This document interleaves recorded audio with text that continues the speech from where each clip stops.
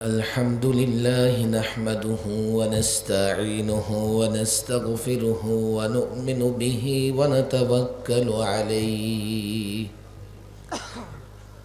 ونعوذ بالله من شرور أنفسنا ومن سيئات أعمالنا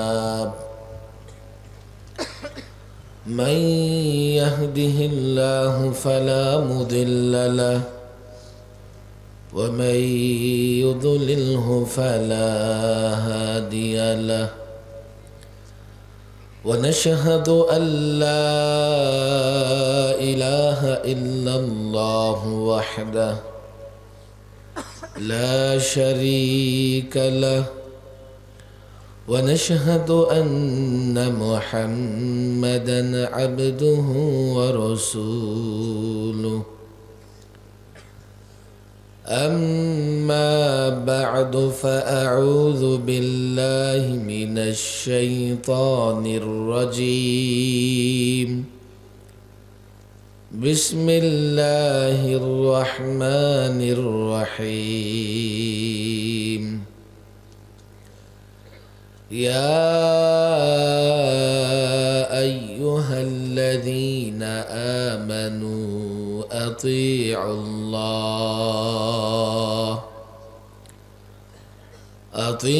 الله وأطيعوا الرسول وأولي الأمر منكم صدق الله مولانا العظيم وصدق رسوله النبي الكريم ونحن على ذلك من الشاهدين والشاكرين والحمد لله رب العالمين নড়াইবাগ ইসলামিয়া মাদ্রাসার ৬২তম মাহফিল ৬২তম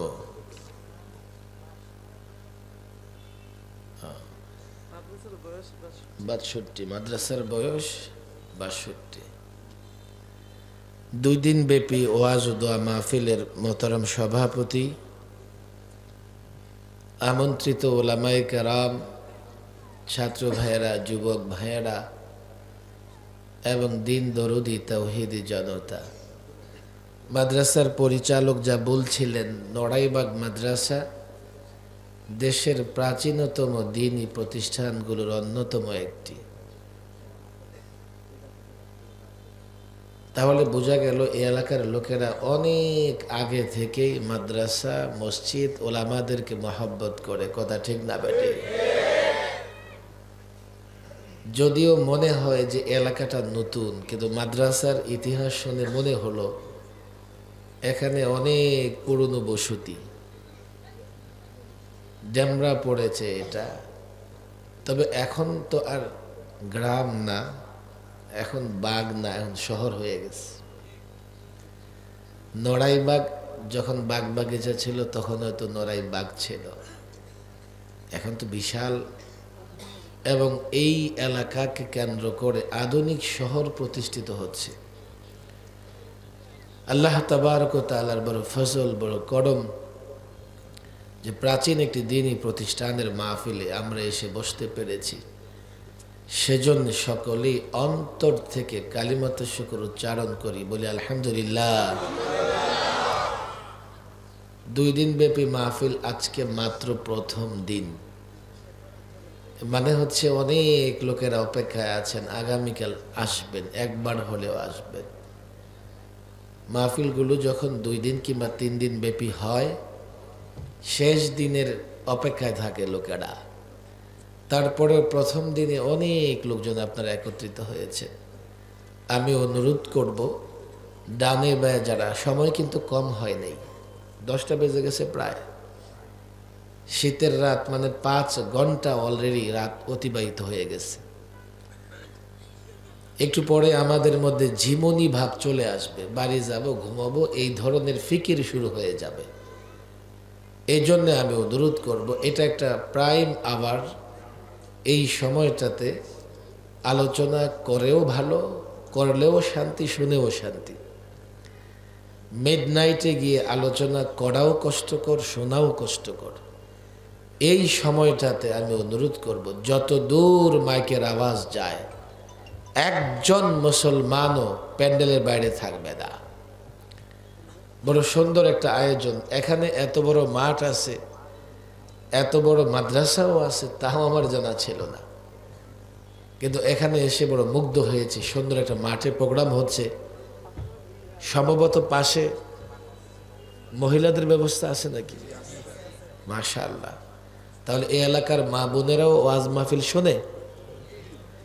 এই সামনেরটা কবরস্থান, ডান দিকেরটা, এটা অন্তত 50 বছর পুরনো হবে না, আরো বেশি। কারণ যখন মানুষ বসবাস শুরু করেছে তখন থেকে তো কবরস্থানের প্রয়োজন হয়েছে। কবরস্থানও পুরনো কবরস্থানে হাজারো লাশ দাফন হয়েছে 50-60 বছরে। দেখা যাবে কবরস্থানে যারা আছে কারো না কারো রিলেটিভ, কারো বাবা, আপনাদের কারো বাবা, কারো মা, কারো ভাই বোন কবরে থাকতে পারে। সব মিলিয়ে অন্তত এই যে কবরবাসীদের জন্য দোয়া করা দোয়ার উদ্দেশ্য হলেও আমাদের সকলকে মাহফিলে আসা উচিত। এই জন্য আমি অনুরোধ করব, চলে আসেন। আমার পরেও একজন প্রখ্যাত আলোচক, খ্যাতিমান বক্তা আছেন, তিনি হয়তো বা আশেপাশে আছেন, আলোচনা করবেন। আমার আলোচনা দীর্ঘায়িত হবেও না, আসলে না হবার অনেক কারণও আছে। ঠিক ফজরের পর থেকে প্রোগ্রাম শুরু করছি আজকে আমি। কাল ঢাকায় ইঞ্জিনিয়ার্স ইনস্টিটিউশন মিলনায়তনে আমাদের একটা বড় ধরনের জাতীয় প্রোগ্রাম আছে। আল্লামা মুফতি আমিন রাহিমাহুল্লাহ, নাম শুনেছেন? আলেম ছাত্ররা নিঃসন্দেহে নাম শুনেছে। গত 12 বৎসরে আমরা আল্লামা মুফতি আমিন রাহিমাহুল্লাহর নামটাও ঠিক মতো উচ্চারণ করতে পারি নাই। ফেসিবাদ বিরোধী আন্দোলন, জালেমের বিরুদ্ধে আন্দোলন, ইসলাম বিদ্বেষীদের বিরুদ্ধে আন্দোলন সংগ্রাম সূচনা করে গেছেন আল্লামা মুফতি আমিন রাহিমাহুল্লাহ। তার নামটাই ফেসিবাদ বিরুদ্ধে একটা অগ্নিস্ফুলিঙ্গ।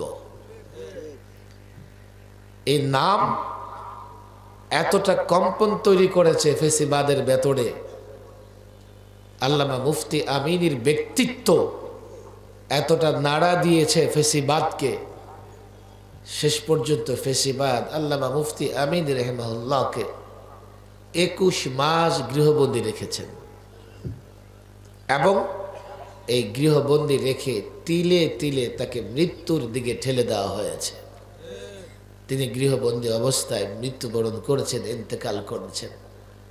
12 বৎসর তার জন্য কোনো জাতীয় প্রোগ্রামের আয়োজন সম্ভব হয় নাই। 12 এক ঐতিহাসিক দিনে, 12 12 12 12 12 12 মাসের 12 তারিখের 12 সালে তারিখটা ছিল 12 ডিসেম্বর। ডিসেম্বর মাসের 12 নম্বর মাস, এবং সালও ছিল কি 12।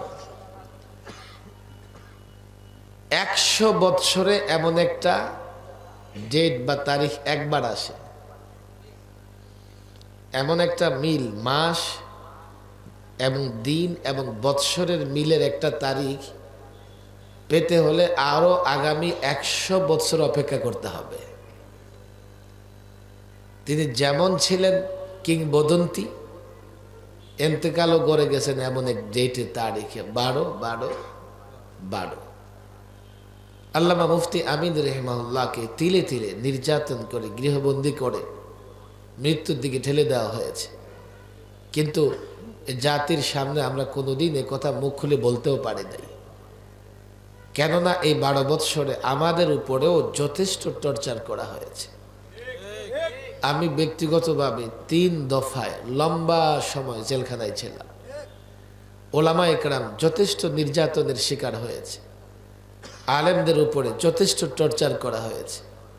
যারা টর্চার করেছে তাদের পরিণতিও হয়েছে এমন, 53 বছরে ক্ষমতা ছেড়ে কাউকে পালাতে হয় নাই, আর ওনাদের ক্ষমতা ছেড়ে দুপুরের খাবার প্রস্তুত, খেতে পারে নাই, পালাতে বাধ্য হয়েছে। সকাল থেকেই আগামীকাল যেহেতু প্রোগ্রাম, জাতীয় প্রোগ্রাম, নানা কাজে নানান প্রস্তুতি নিয়ে ব্যস্ত ছিলাম। ঠিক এশার আগ মুহূর্তে বের হয়ে রূপগঞ্জ হয়ে এখানে এসেছি। লম্বা কথা বলবার বা লম্বা বক্তৃতা করবার মানসিক প্রস্তুতিও নাই, এনার্জিও নাই। এরপরেও যেহেতু প্রোগ্রাম রেখে ফেলেছি এবং প্রতিষ্ঠানও একটা প্রাচীন প্রতিষ্ঠান, মাদ্রাসাও ইফতা পর্যন্ত, মানে সর্বোচ্চ ক্লাস আছে মাদ্রাসায়। সাধারণত বাংলাদেশে দাওরায়ে হাদিস বা মাস্টার্স পাশ করবার পরে 1 বৎসরে ছেলেরা ইফতা কোর্স সম্পন্ন করে। যে কোর্স সম্পন্ন করলে ওরা মুফতি হয়।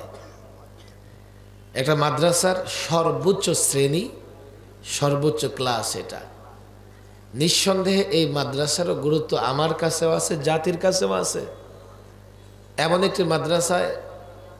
একটি মাদ্রাসার প্রোগ্রামে আসা যেমন আমার জন্য সৌভাগ্যের, আপনারা যারা বসছেন তাদের জন্য সৌভাগ্যের।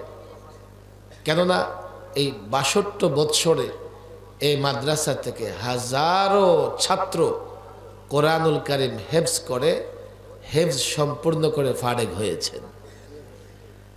তারা আবার বাংলাদেশের নানা জায়গায় খেদমতে আসেন।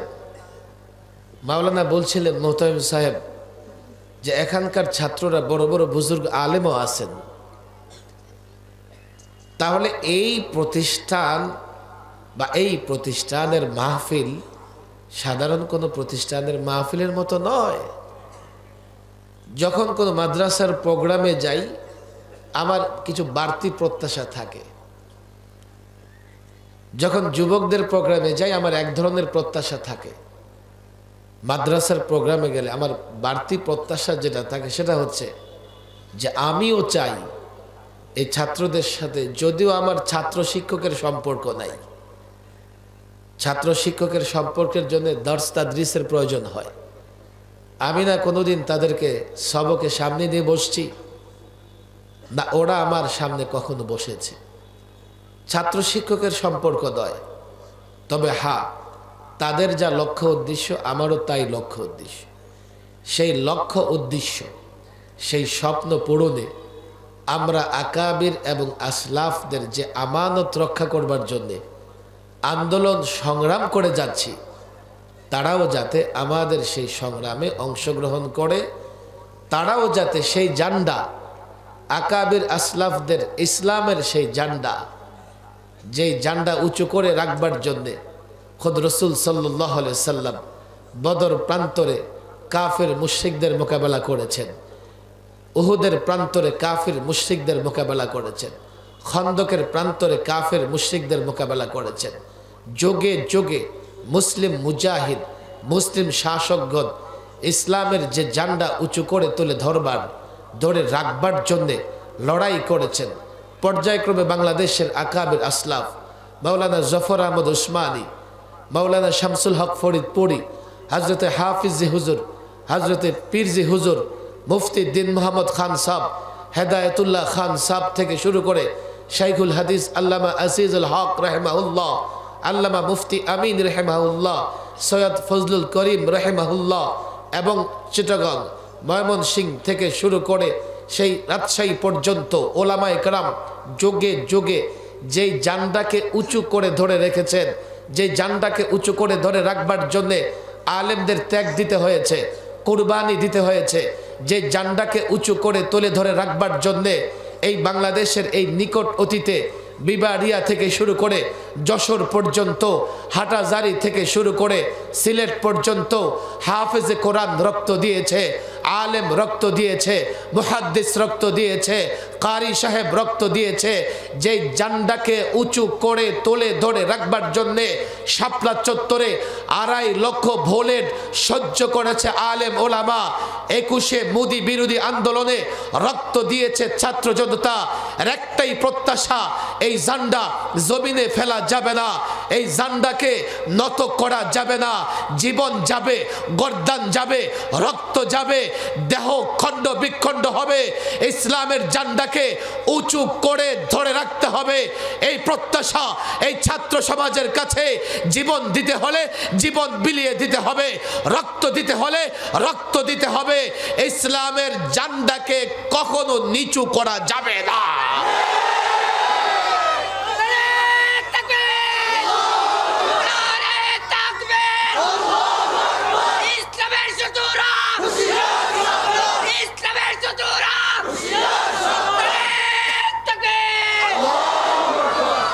ছাত্রদের বলি, যুবকদের বলি, আপনারা দেখেছেন গত 16 বছরে শুধুমাত্র ইসলামকে উঁচু করে ধরে রাখতে গিয়ে কত আলেম নির্যাতনের শিকার হয়েছে। এই যে মাদ্রাসাগুলো আমাদের সাধারণ মানুষ মনে করে মরলে কাজে লাগবে, মরলে কাজে লাগবে, সাধারণ মানুষ মনে করে। মরলে নিঃসন্দেহে কাজে লাগবে, দুনিয়াতে আরো বেশি কাজে লাগবে। এ কথা আমাদের ছাত্ররাই ভুলে গেছে, সাধারণ মানুষ কেমনে মনে রাখবে? তোমরা শুধু ঈমান ইসলামের পাহারাদারি করো এমন নয়, আকাবির আসলাফদের ইতিহাস পড়ো, দেখো দারুল দেওবন্দের আকাবিরদের ইতিহাস পড়ো, যারা দেওবন্দের ভিত্তি স্থাপন করেছে তাদের ইতিহাস পড়ো, যাদের চিন্তা চেতনার উপরে দারুল উলুম দেওবন্দ প্রতিষ্ঠা হয়েছে, হাজারো মাদারেসে কওমিয়া প্রতিষ্ঠিত হয়েছে, তাদের ইতিহাস পড়ো। আমরা শুধুমাত্র ঈমান ইসলামের পাহারাদারি করেছি এমন নয়, দেশের পাহারাদারি করেছি, মানুষ এবং মুসলমানদের ইজ্জতের পাহারাদারি করেছি।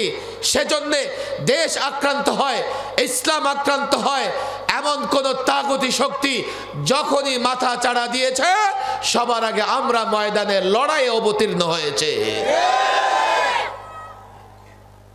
তোমরা ওলামায়ে দেওবন্দের ইতিহাস পড়ো, 200 বৎসর ভারতকে গোলামের জিনজিরে আবদ্ধ করে রেখেছিল ইংরেজরা। বিরোধিতা করেছে ওলামায়ে কেরাম, ফতোয়া দিয়েছে শাহ আব্দুল আজিজ রাহিমাহুল্লাহ, রণাঙ্গনে নেমে লড়াই করেছেন আমাদের এক এক বুজুর্গ। শাহ ইসমাইল শহীদ রাহিমাহুল্লাহ আর তিতুমির টিপু সুলতানের নাম তো আমরা জানি। 20,000 আলেমকে ইংরেজরা ফাঁসি দিয়েছিল। তাও কোথায়? মসজিদের বারান্দায় ফাঁসি কাস্ট প্রতিষ্ঠা করেছে, সকাল বিকাল আলেমদের ধরে ধরে ফাঁসি দিত। কেন? আলেমদের সংগ্রাম ছিল ইংরেজ খেদাও, ইংরেজ ভারতে থাকতে পারবে না। দেশের জন্যেও ওলামাদের ত্যাগ কুরবানি আছে,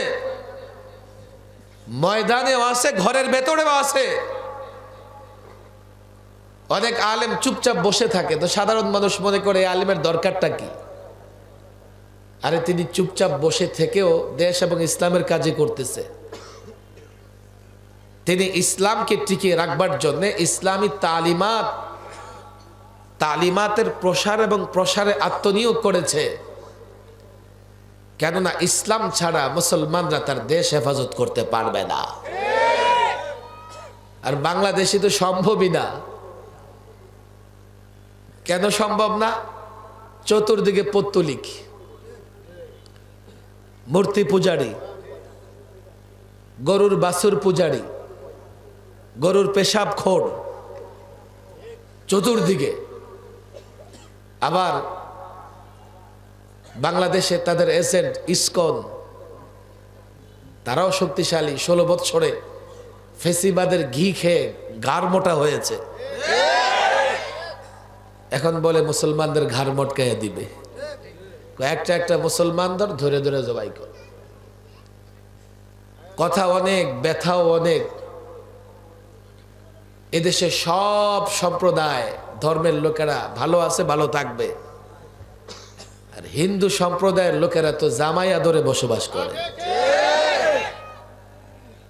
এদেশে ধর্মের নামে কোনো মারামারি নাই।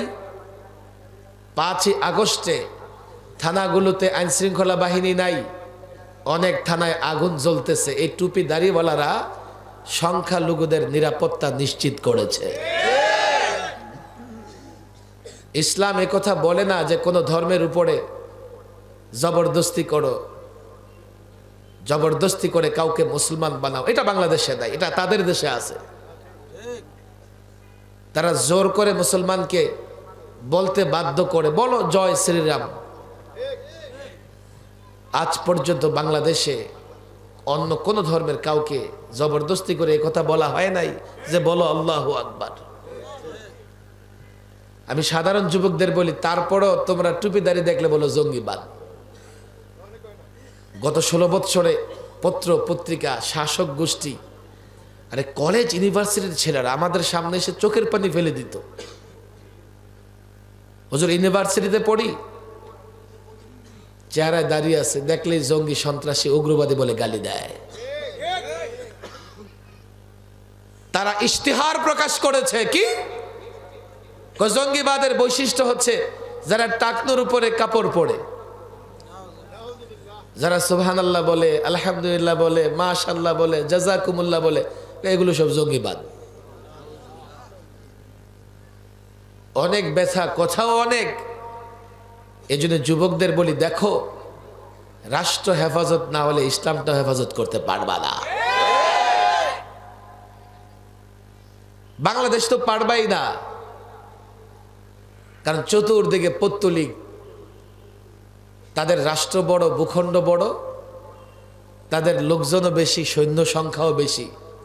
তুমি কেমনে লড়াই করবা? কিভাবে তাদের সঙ্গে লড়াই করে টিকে থাকবা?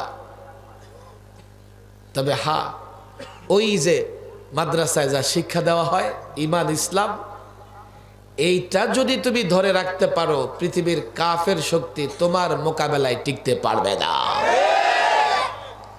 ইসলাম পাওয়ার, ইসলাম শক্তি। যার ভেতরে ইসলাম থাকে, যার ভেতরে ঈমান থাকে, সে অ্যাটম বোমার চাইতেও শক্তিশালী।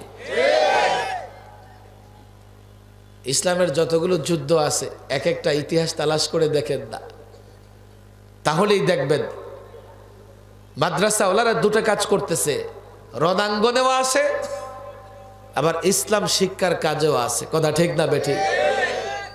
ইসলাম থাকলে, ইসলামী শিক্ষা থাকলে দেশটা থাকবে, ইসলামী শিক্ষা থাকলে রণাঙ্গনেও যুবকরা গিয়ে অংশগ্রহণ করতে পারবে। এই মাদ্রাসাগুলোকে আপনারা যথেষ্ট মূল্য দিবেন। এই মাদ্রাসাগুলোর উন্নতি, তারাক্কির জন্যে সন্তানকে দেবেন, আবার অর্থকরী সহযোগিতা, সাহায্য করবেন। আমি জানি না 62 বছরের মাদ্রাসার কি অবস্থা, কিভাবে আসে। মাশাআল্লাহ, আপনারা যত লোক মাহফিলে এসছেন, শুধু মাদ্রাসার জন্য দোয়া করলেই বছর বছর তারা কি হতে থাকবে। মাদ্রাসার জন্য দোয়া করলেই, আর যদি সামান্য অনুদানের ব্যবস্থা করে দেন, তাতে তো মাশাআল্লাহ মাদ্রাসা অনেক চলবে। মাইকিং করা হয়েছে 70 জন হেফজ এবং মাওলানা, না দাওরা, ইফতা এবং হেফজের 70 জন ফজলাকে পাগড়ি প্রদান করা হবে। একটা হাফেজ নিজের সন্তানকে বানানোর চেষ্টা করে দেখেন কত কষ্ট হয়, অথচ আল্লাহ যারে কবুল করছে, বাপমা কিচ্ছু বুঝে না, হেফজখানায় ঢুকাই দিছে, হাফেজ হয়ে বের হয়ে গেছে। অনেকে চেষ্টা করে ছেলেকে হাফেজ বানাইতে পারে নাই। এর মানে যে ছেলেগুলা হেফজ সম্পন্ন করেছে, যারা আলেম হয়েছে, মুফতি হয়েছে, ওরা হয় না, আল্লাহ বানিয়েছে। ওদেরকে সম্মাননা দেওয়া, এলেমকে সম্মাননা দেওয়া, ওদেরকে সম্মাননা দেওয়া, আল্লাহর নেয়ামতের শুকরিয়া আদায় করা। আজকে যেভাবে আসছেন, কালও সেভাবে আপনারা আসবেন। বলছিলাম অনেক কঠিন একটা সময় আমরা গত 15 দিন অতিক্রম করেছি। দেশের বিরুদ্ধে ইসকন নামের এই জঙ্গি সন্ত্রাসী সংগঠন বড় ধরনের ষড়যন্ত্র করেছিল। ছাত্রদের বলি, দেখো তোমরা হয়তো ভাবতেছো যে তারা কি ক্ষতি করেছে। কি ক্ষতি করেছে জানো? দুটা বড় ধরনের কাজে আমরা হাত দিছিলাম। এক, বাংলাদেশের সংবিধান সংস্কার করতে হবে। যে সংবিধান জাতির উপরে চাপায়া দেওয়া হয়েছে, এই সংবিধান কোনোদিন মুসলমানদের সংবিধান হতে পারে না। দুই, শিক্ষা পাঠ্যক্রম সংস্কার করতে হবে। যে পাঠ্যক্রম আমাদের উপর চাপিয়ে দেওয়া হয়েছে, এই পাঠ্যক্রম যদি মুসলমান সন্তান পড়ে, ঈমান নিয়ে স্কুল থেকে বাড়ি ফিরে আসতে পারবে না। লম্বা বক্তৃতা করা দরকার বিষয়গুলো বুঝাবার জন্য। এতটুকু বলি, দেখেন 11তে সংবিধান যখন সংস্কার হয়, 3টা বড় ধরনের সংস্কার করেছে 11 সরকার। এক, বিসমিল্লাহির রহমানির রহিম। 32 বছর বাংলাদেশের সংবিধান ছিল, এটা আউট অফ সংবিধান, সংবিধান থেকে বের করে দিয়েছে। 2, এই সংবিধানের মূল নীতিতে ছিল আল্লাহর উপর আস্থা বিশ্বাসের কথা। এই মূলনীতি থেকে আল্লাহর উপর আস্থা বিশ্বাস, ঈমান বাদ দিয়ে ফেলছে। নিয়ে এসেছে সেকুলারিজম। সেকুলারিজম মাদ্রাসার ছাত্রদের বলি, আলেমদের বলি, এই জাতিকে সেকুলারিজম কি জিনিস বুঝাইতে হবে। সেকুলারিজম এমন একটা ইজম, এমন একটা মতবাদ, যেই মতবাদ ইসলামকে ধ্বংস করে দেয়, ইসলাম শেষ করে দেয়। যেই রাষ্ট্রে সেকুলারিজম থাকে, সেই রাষ্ট্রে অন্য সব ধর্ম থাকতে পারে না শুধু ইসলাম। অনেক কথা যদিও তারা একটা সেকুলারিজমের ব্যাখ্যা করে, কি আমার ধর্ম আমি, আপনার ধর্ম আপনি পালন করবেন, আমার ধর্ম আমি, আপনার ধর্ম আপনি পালন করবেন, লাকুম দীনুকুম ওয়ালিয়া দিন, বুখারী শরীফের হাদিস। এমন বক্তৃতা করে নাই? করছে? করে নাই? আমি ইদানিং প্রায় বলতেছি, মক্তবের বাচ্চা দাঁড় করায় দাও, তাকে জিজ্ঞেস করো লাকুম দীনুকুম ওয়ালিয়া দিন কি, সে বলতে পারবে। আর তোমরা এত মাইকিং করলা, কোরআন শরীফ না পড়ে উঠো না, তাহাজ্জুদ না পড়ে ঘুমাও না। সূরা কাফিরুন যদি 200 রাকাত না 70-80 রাকাত, দৈনিক 70-80 রাকাত, আমি জানি না মানে জুনায়েদ বাগদাদিও পড়ছে কিনা। এই যুগের আপনার এলাকায় তো। আচ্ছা, সূরা কাফিরুন না পারলে তাহাজ্জুদ কি দিয়া পড়ো? আর কোরআন শরীফ পড়ো কোত্থেকে শুরু করো? সূরা কাফিরুন আছে না নাই করা দেয়? তোর মজার কিচ্ছা আছে। মুরিদ বলতেছে, হুজুর পীরকে আমি দৈনিক 100 বার আয়াতুল কুরসি পড়ি। সর্বনাশ, আমরা 5 ওয়াক্ত নামাজের পরে 5 বার আয়াতুল কুরসি পড়তে পারি না। তুমি 100 বার কেমনে পড়ো? শোনাও দেখি কেমনে পড়ো। এই যে কুরসি কুরসি কুরসি কুরসি কুরসি কুরসি। কুরসি মানে হচ্ছে কি? চেয়ার, গদি গদি গদি। ঘুম থেকে উঠে কোরআন শরীফ পড়ে মানে ওই যে কোরআন শরীফ আয়াতুল কুরসি আছে, কুরসি কুরসি গদি, গদি রক্ষা করো, গদি রক্ষা করো, গদি রক্ষা করো। ওদের হইলো এটা কোরআন শরীফ পড়া। সেকুলারিজম ইসলামের মূলোৎপাটন করে দেয়। আমি এটা যুব সমাজকে বুঝাইতে পারতেছি না। যখন সংবিধানের সেকুলারিজম নিয়ে আসছে, সবার আগে তার আঘাত করেছে শিক্ষা ব্যবস্থার উপরে। এখন তো বুঝেন যে সেকুলারিজম কি জিনিস। শিক্ষা, সেকুলারিজম মানে রাষ্ট্রের কোনো ধর্মই থাকবে না, রাষ্ট্রে কোনো ধর্মের চিহ্ন থাকবে না। এখন এদেশে ধর্ম থাকবে না এ কথা কেউ বললে জনগণ জোতা পেটা করে তার মাথাকে ইন্টারন্যাশনাল এয়ারপোর্ট বানায় ফেলবে। সেকুলারিজম ভদ্র ভাষায়, আমার ধর্ম আমি, আপনার ধর্ম আপনি। আমার ধর্ম যদি আমি পালন করি, পালন করতে পারলাম কোথায়? আমার ধর্মের বিষয়ে কথা বললে তাদের পারমিশন লাগতো, যতটুকু তাদের মন মতো হতো অতটুকুই ধর্ম। আর তাদের মন মতো না হলে সেটা ধর্ম না, সেটা জঙ্গিবাদ। ঢাকা ইউনিভার্সিটির ছেলেরা খুব সুন্দর স্লোগান দিছে, কি পা চাটলে সঙ্গী, না চাটলে। যারা পা চাটছে সঙ্গী, আর পা চাটবে না কই জঙ্গি। রাজাকারের মেশিন বানাইছে, রাজাকারের মেশিন। পা চাটবেন তো মুক্তিযোদ্ধা, ঢুকাই দিয়ে রাজাকার বানায় ফেলায়। অনেক রাজাকারও তারা মুক্তিযোদ্ধা বানাইছে এমন করতে করতে।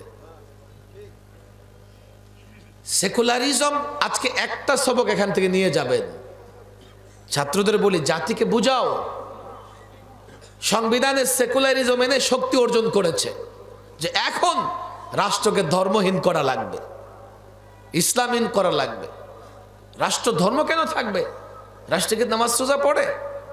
আচ্ছা, রাষ্ট্র নামাজ রোজা পড়ে না, রাষ্ট্রের ধর্মের দরকার নাই, তো রাষ্ট্র কি গান গায়? রাষ্ট্রীয় সঙ্গীত কেন লাগবে?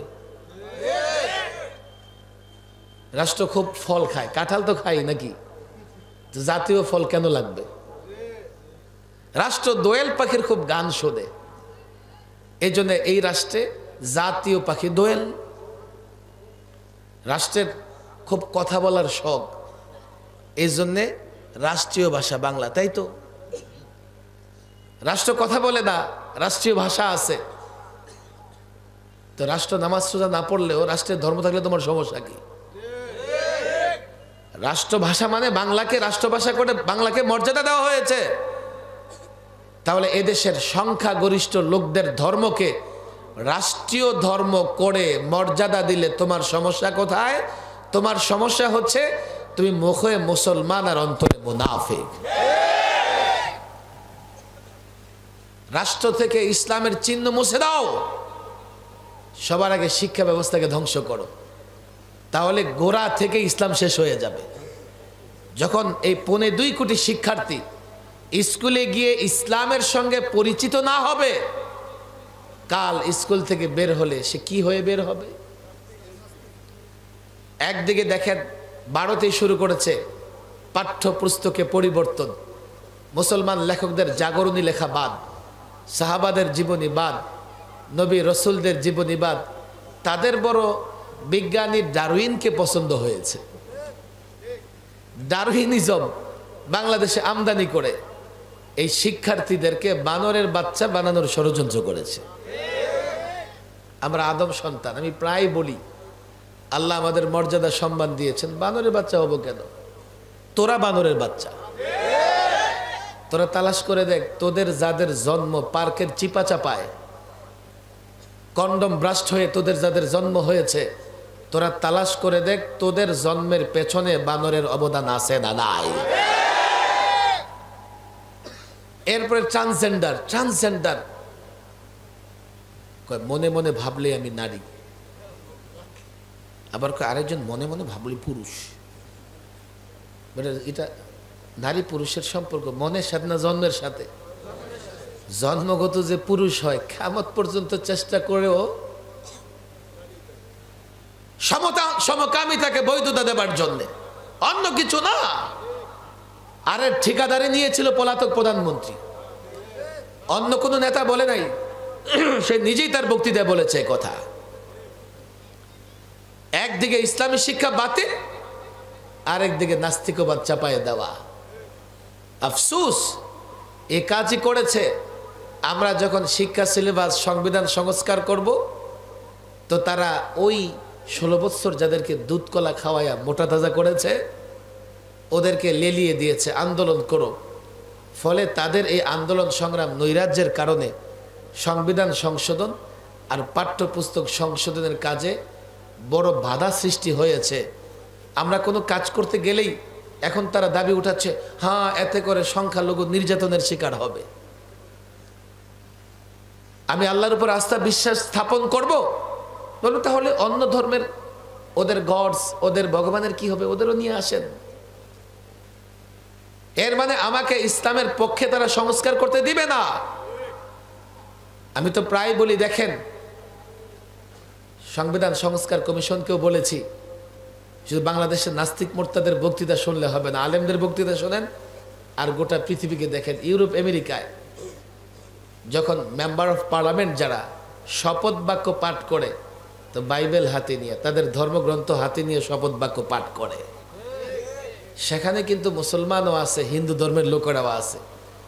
বাকিরা এই প্রশ্ন করে না যে অন্য ধর্মগ্রন্থ কোথায়। বাংলাদেশে যদি কোরআন সুন্নাহর কথা বলে, তো এই নাস্তিক মোরতাদ মুনাফিকের দলেরা প্রশ্ন করে বসে যে অন্য ধর্মের কি হবে, অন্য ধর্মের কি হবে। এইভাবে তারা দেশটাকে মিথ্যা ধর্মের আওয়াজ তোলে, সত্য ধর্ম ইসলামের কণ্ঠ চেপে ধরতে চায়। বাকি এই কথা পরিষ্কার মনে রাখবেন, দেশটা পেয়েছে ইসলামের জন্যে। দেশটা পেয়েছে কিসের জন্যে? ভয় পাইতেছেন? একটু সাহস করে বলেন, কিসের জন্যে দেশটা পেয়েছে? কিসের জন্যে? কেউ বলতে পারে হুজুর আপনি চাপাই দিয়ে যাচ্ছেন। না, 47-এ যখন ইংরেজ চলে যায়, তখন আলেম ওলামা মুসলিম শাসকদের একটা, মুসলিম রাজনীতিবিদদের একটা দাবি ছিল যে মুসলমানদের জন্য পৃথক একটা ভূখণ্ড লাগবে। আপনারা তো শহরের মানুষই, আমি টেলিভিশনে গোটা বাংলাদেশের বুদ্ধিজীবীদের চ্যালেঞ্জ করেছি, তোমরা 71 করো, 47-এর কথা কেন বলো না? আমার বাবা যে সম্পত্তি পেয়েছে, শুধু বাবার সম্পদ জপো, দাদার সম্পদ একবারও বলতে মন চায় না। আরে দাদার সম্পদ না থাকলে তোমার বাবার সম্পত্তি কোত্থেকে পাইতো? আমি 47-এ এই ভূখণ্ড না পেলে 71-এ আমি ভূখণ্ড কোত্থেকে পেতাম? দাদা সম্পত্তি রেখে গেছে, বাবা পেয়েছে, বাবাটা আমি পেয়েছি। যে শুধুমাত্র বাবা বাবা বলে বাবার পরিচয় দেয়, নিজে তো জারজ না, কিন্তু দাদার পরিচয় না দিলে বাবাকে জারজ হওয়া থেকে বাঁচাতে পারবে না। 47-এ মুসলমানদের একটা ভূখণ্ড দেওয়া হয়েছে। কাদেরকে? এই জন্য দেখেন আমরা এখানে পূর্ব পাকিস্তানে মুসলমান সংখ্যাগরিষ্ঠ, ওই 2000 কিলোমিটার দূরে পশ্চিম পাকিস্তান সংখ্যাগরিষ্ঠ মুসলমান। কেউ বলবে ভাষার কারণে। আরে ভাষার কারণেই ভূখণ্ড পেলে আমাদের ভাষা তো পাকিস্তানিদের সঙ্গে মিলে না। আমাদের ভাষা মিলে আসাম, ত্রিপুরা, তাদের সঙ্গে, ক্যালকাটার সঙ্গে। ভাষার কারণে ভূখণ্ড পেলে আমরা ক্যালকাটার হয়ে দিল্লির অধীনস্থ থাকতাম। 47-এ যদি আমাদের ভাগ করে দিল্লির অধীনে করে দিত, 71-এ কেন, 2-4-10টা 71-এও লড়াই করে আমরা দিল্লি থেকে স্বাধীনতা অর্জন করতে পারতাম না। বরং দিল্লি হায়দ্রাবাদ কাশ্মীরকে গোলামের জিঞ্জিরে আবদ্ধ করে রেখেছে। আমরা ভূখণ্ড পেয়েছি ইসলামের জন্য। বোঝার চেষ্টা করেন, ইসলামের জন্য। তাহলে এই ভূখণ্ডে ইসলাম প্রতিষ্ঠা হবে, এটাই তো স্বাভাবিক। দুঃখজনক কথা, 71-এ আমরা একটা ভূখণ্ড পেয়েছি, 72-এ একটা সংবিধান রচনা হয়েছে, সংবিধান প্রণয়ন হয়েছে। এই সংবিধানের মূল নীতিতে ভারতের সংবিধানের 4টা মূলনীতি এনে বসায় দেওয়া হয়েছে। আফসোস, যেই মূলনীতিতে হিন্দু রাষ্ট্র চলতে পারে, সেই মূলনীতিতে মুসলমান রাষ্ট্র চলতে পারে না। 72-এ সংবিধান তারা বানিয়েছে সেকুলারিজম এনে, 75-এ ইতিহাস খতম, 79-তে সংবিধান সংশোধন করে সেকুলারিজম বাদ, বিসমিল্লাহ প্রতিষ্ঠা করা হয়েছে, আল্লাহর উপর আস্থা বিশ্বাস প্রতিষ্ঠা করা হয়েছে। 11 পর্যন্ত এটা ছিল। এই জন্য 32টা বছর নাস্তিক মোরতাদেরা যখনই বক্তৃতা করে বলতো যে আমরা 72-এর সংবিধানে ফিরে যেতে চাই। কেন? 72-এর সংবিধানে সেকুলারিজম আছে। আমি তো বলি এই সেকুলারিজমের আদর্শ নীতির সঙ্গে এদেশের কোনো ধর্ম বা মুসলমান একমত নয়। এটা আমাদের মুক্তিযুদ্ধের চেতনাও নয়। তারা মুক্তিযুদ্ধের চেতনার নামে সেকুলারিজমের মতো ইজম, কুফরি মতবাদ আমার দেশের মুসলমানদের উপর চাপিয়ে দিতে চায়। আমি তো বলি 47-এ রাষ্ট্র পেয়েছি, ভূখণ্ড পেয়েছি, সেকুলারিজমের কারণে নয়, ইসলামের কারণে। 52-এর ভাষা আন্দোলনে রক্ত দিয়েছে, সেকুলারিজমের জন্য নয়। সেকুলারিজম 52-এর ভাষা আন্দোলনে ছিল না, 6 দফায় সেকুলারিজম ছিল না। 69-এর গণ আন্দোলনে সেকুলারিজম ছিল না, 70-এর নির্বাচনে সেকুলারিজম ছিল না, 71-এ আমার মুক্তিযোদ্ধারা মুক্তিযুদ্ধ করেছে সেকুলারিজমের জন্য নয়। হ্যাঁ, তাদের ঈমান দুর্বল হতে পারে, আমল কম হতে পারে, বিসমিল্লাহ বলেছে, আল্লাহু আকবার বলেছে, রাজনৈতিক নেতারা বক্তৃতা দিয়ে বক্তৃতা শেষ করেছে ইনশাআল্লাহ বলে, এর মানে হচ্ছে মুসলমান জালেমের বিরুদ্ধে লড়াই করেছে, অধিকারের জন্য লড়াই করেছে, ইসলামের বিরুদ্ধে লড়াই করেনি, সেকুলারিজম প্রতিষ্ঠার জন্য লড়াই করেনি। 72-এ সংবিধানে সেকুলারিজম এনে ইসলাম মুসলমানদের ধ্বংস করবার চক্রান্ত হয়েছে, অন্য কিছু নয়। আজকে যারা এই স্লোগান দেয় সেকুলারিজমের, ওরা এই মাটি এবং মানুষের বিশ্বাস, আস্থা, ভালোবাসাকে বিশ্বাস করে না। ওরাই স্লোগান দেয় ধর্ম যার যার, উৎসব সবার। তো এই স্লোগানটা একবার কুরবানি উৎসবে দাও না, তখন দাও না কেন? কুরবানি তো একটা উৎসব মুসলমানদের সবচেয়ে, তখন এই স্লোগানটা দাও ধর্ম যার যার, উৎসব সবার। এই স্লোগানটা দেয় কোন সময় জানেন? মূর্তি পূজার সময়। ওরা বলতে চায় ধর্ম যার যার, মূর্তি পূজা সবাই মিলেমিশে করো। রাসূলুল্লাহকে যে প্রস্তাব দিয়েছিলেন কুরাইশ মুশরিক কাফেররা, আজকে ধর্ম যার যার, উৎসব সবার নয়, বলতে হবে ধর্ম যার যার, রাষ্ট্র সবার। এটা আমাদের উদারতা, যদিও রাষ্ট্রটা আমাদের, কিন্তু আমরা চাই সবাই মিলে কি করব? বসবাস করব। ধর্ম যার যার, উৎসব সবার, এটা ফেসিবাদের স্লোগান, এটা পত্তলিকদের স্লোগান, এটা ভারতের তাবেদারদের স্লোগান, এটা কখনো মুসলমানদের স্লোগান হতে পারে না। তাদের উৎসবের সময় উৎসব সবার, আর আমাদের উৎসবের সময় মুসলমানরা গরু পদ্ম জবাই করতে পারে না। আমি এই জনতাকে দেখেন, বড় এই ক্রাইসিস মুহূর্তে দেশের পাহারাদারি করা লাগবে। মাদারেসে কওমিয়ার ছাত্রদের বলি, দেশ যদি আক্রান্ত হয়, কোন যুবক হয়তো মনে করতে পারে আমার সমস্যা কি, আমি বাংলাদেশে বসে ইন্ডিয়ার নর্তকীদের দেখব। আরে দেশ আক্রান্ত হলে, দেশ আগ্রাসনের শিকার হলে তুমি সেই অধিকারও পাবা না। অনেক কথা, আমি কুড়িগ্রামে গিয়েছিলাম প্রোগ্রামে। কুড়িগ্রামে কিছু গ্রাম, কিছু অঞ্চল এমন ছিল যারা না বাংলাদেশের না ভারতের, এগুলো নিয়ে ঝগড়াঝাটি চলতো। তো দুই দেশের সরকার তাদেরকে কি দিল? একটা এখতিয়ার দিল যে তোমরা যে কোনো দেশের অন্তর্ভুক্ত হতে পারো। তো কিছু বাংলাদেশের অন্তর্ভুক্ত হয়েছে, আবার কিছু ভারতের অন্তর্ভুক্ত হয়েছে। যারা বাংলাদেশের অন্তর্ভুক্ত হয়েছে তাদের আমি জিজ্ঞেস করলাম, ভাগাভাগির পরে তোমরা ভালো আছো না যারা ভারতের অন্তর্ভুক্ত হয়েছে তারা ভালো? হুজুর আমরা ভালো আছি, আমরা বাংলাদেশের নাগরিক হিসেবে পূর্ণ মর্যাদা পেয়েছি। আর যারা ভারতের অধীনে গেছে, ভারতের নাগরিক হিসেবে তারা মর্যাদা পায় নাই, তারা একটা মাঝখানে জেলখানার মতো জায়গায় আছে। অনেকের যুবকের মাথায় থাকতে পারে হুজুর ভালোই তো হলো, ওরা আগ্রাসন চালাবে, আমরা এক হয়ে যাব, ওদের নর্তকী নায়ক নায়িকাদের ফ্রি সার্ভিসে দেখতে পারবো। এমন হয়েছে, ফেসিবাদের এক মন্ত্রী, এক নায়ক, এক নর্তকী আসছে বাংলাদেশে, তো চেয়ারে জায়গা নাই, মাটিতে বসে নর্তকীর নাচ গান দেখতেছে। আত্মমর্যাদা কোথায়? বাংলাদেশ যখন আগ্রাসন হবে, ইসলাম আক্রান্ত হবে, তোমার মর্যাদা আক্রান্ত হবে, মায়ের ইজ্জত আক্রান্ত হবে, বাবার ইজ্জত আক্রান্ত হবে, মা বোনের ইজ্জত আক্রান্ত হবে, মসজিদ মাদ্রাসা আক্রান্ত হবে। এই জন্য যে কোনো মূল্যে দেশ হেফাজত করতে হবে। দেশের প্রশ্নে কোনো ধরনের বিরোধ থাকবে না, থাকতে পারে না।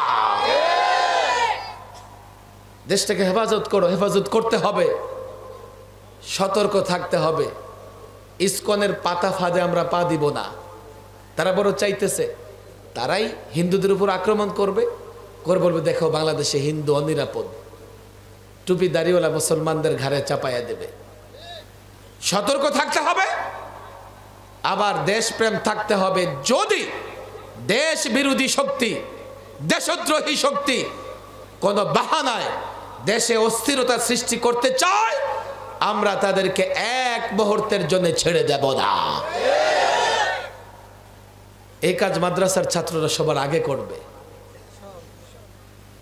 তোমাদের ভেতরে প্রস্তুতি থাকতে হবে, দেশ আক্রান্ত হলে যাতে ইসলাম আক্রান্ত না হতে পারে, এই জন্য আগে দেশটাকে হেফাজত করতে হবে। অনেক কথা আমি আসলে লম্বা বক্তৃতা আজকে করব না, আপনারা অনেক লোকজন আসছেন, আরো আলোচকও আছে। সতর্ক থাকবেন, দেশের পাহারাদারি করবেন, আর ইসলামের দুর্গ, দেশ হেফাজতের সেনানিবাস এই মাদ্রাসাগুলোতে সহযোগিতা করবেন। করবেন তো ইনশাআল্লাহ? টুপিদারি দেখলে জঙ্গি বলবেন না তো? জঙ্গি বলবেন? সন্ত্রাসী বলবেন? আলেম ওলামাদেরকে বীরের মর্যাদা দেবেন। যদি দেশ আক্রান্ত হয় তাহলে দেখবেন সবার আগে তারা দেশ রক্ষার যুদ্ধে নেমে যাবে, দেশ রক্ষার আন্দোলনে সংগ্রামে সবার আগে তারা ময়দানে নামবে ইনশাআল্লাহ। আল্লাহ তাবারক ওয়া তাআলা দেশটাকে হেফাজত করুন, এই প্রাচীন প্রতিষ্ঠানগুলোকে হেফাজত করুন, এই যুবকদেরকে ওলামাদের সঙ্গে থেকে দ্বীনের কাজে সহযোগিতা করার তৌফিক দান করুন। ওমা তাওফীকি ইল্লা বিল্লাহ ওমা আলাইনা।